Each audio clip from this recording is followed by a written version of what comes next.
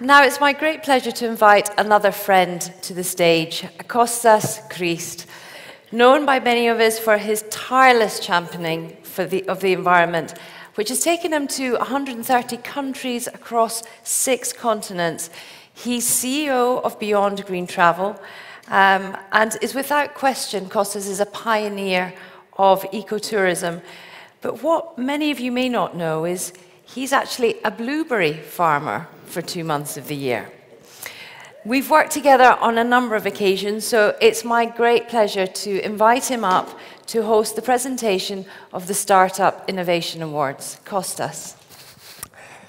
Thank you. Ladies and gentlemen, isn't she incredible? Fiona Jeffrey has been moving us along here for the last 2 days. Fiona, thank you. Really just wonderful, and it's no easy task to do that.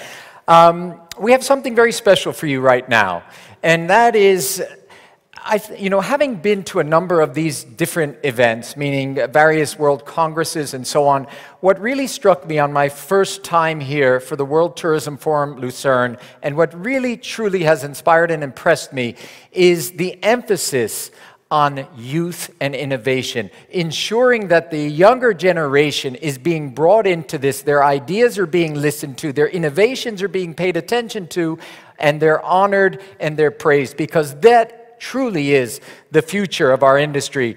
And this year, new to World Tourism Forum Lucerne, is the Movers and Shakers Innovation Award, which we're about to do right now, and this is the inaugural first time it will take place.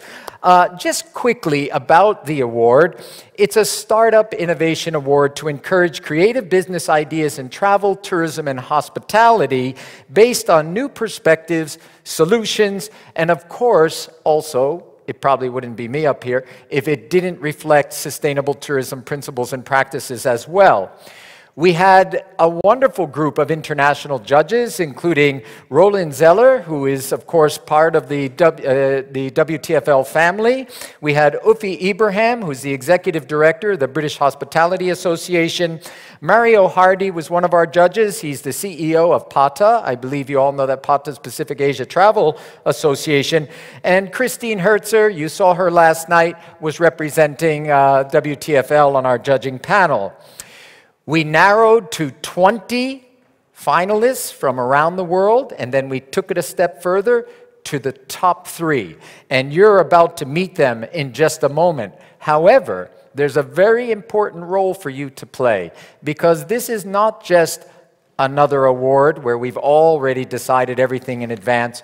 You are going to pick the winners right here, right now, after listening to a 5-minute presentation from each of our 3 finalists.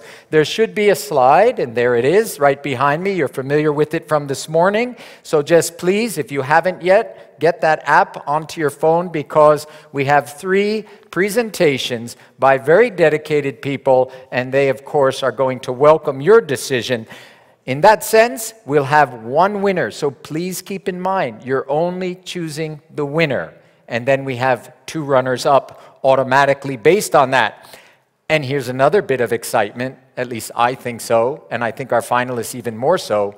The winner will receive on stage a check for $10,000 US, and the 2 runners-up will receive a check for $5,000 each. Of course, WTFL has provided for their costs and expenses to come here and participate in our discussions as well. So, we've had a busy 2 days. There's still some more to come. Let's get right into it, and let's hear our three presentations. We will begin first. Let me introduce them, and then I'll tell you the order. Our 3 finalists, Kelly Garofalo, who is representing her innovative startup idea, which is called World Connect. She's from the United States. We have Hai Ho, who's representing his startup idea, which is called Trip Me, and he's coming from Vietnam. And then we have Annie Boyer, who is, sorry Annie if I didn't get that exactly, the correct pronunciation. And her startup innovation is Freedom, coming from the country of Australia. So let's begin right now with Kelly from World Connect.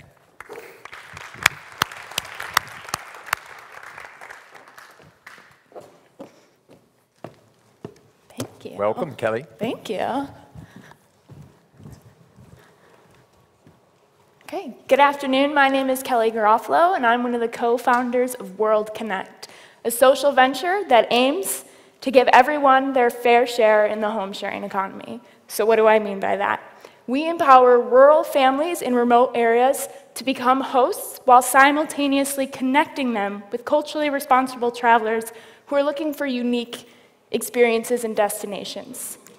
It's no secret, as we've learned, that home sharing is drastically changing this industry.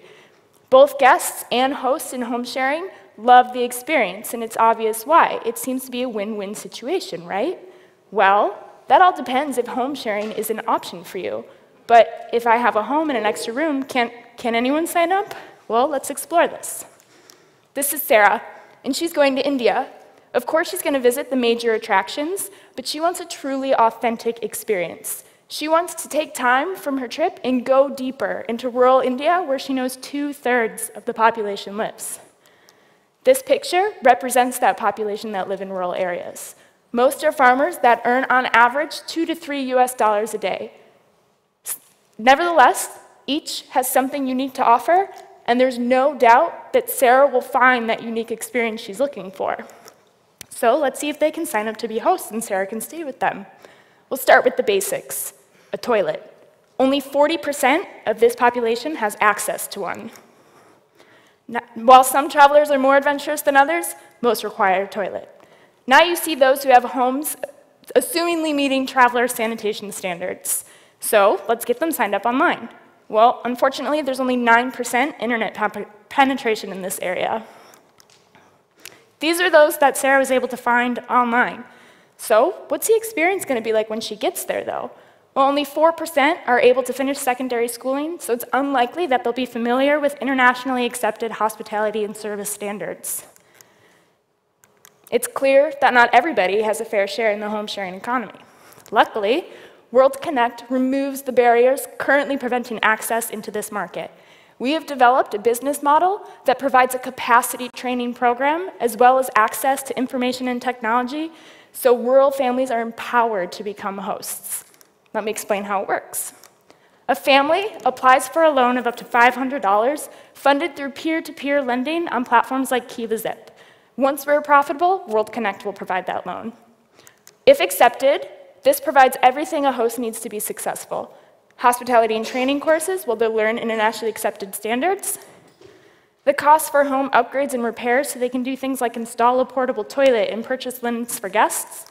And if they don't already have one, a cost for a cell phone so they can communicate with our online booking and reservation system. Once they've completed these 3 things, they are added to our platform where we market their products and services and experience on their behalf. For each night booked, the hosts receive a percentage of the accommodation fee, which gradually increases as they pay back that initial loan. But what about the travelers? What about Sarah? We know that going to lesser-known areas comes with certain concerns, namely transportation, hygiene, and safety and security. Well, we want to take care of all of that too. We will provide transportation to and from our host homes from major nearby city hubs, require a set of hygienic standards in the training, and before accepting any applicants, screen them using local resources and their reputation amongst the community. No other home sharing service will provide the level of support and capacity training program that we will. Our competitive advantage is that not only are we trying to equal the playing fields, but we can be scalable, and this can be implemented in many other remote areas. We plan to begin implementation in India. We want to use the funds from this competition to travel to Uttar Pradesh to recruit our first set of hosts. Once we've perfected that business model, we want to travel to areas like Southeast Asia, South America, and Africa. My co-founder Faiza and I are the perfect team to launch World Connect.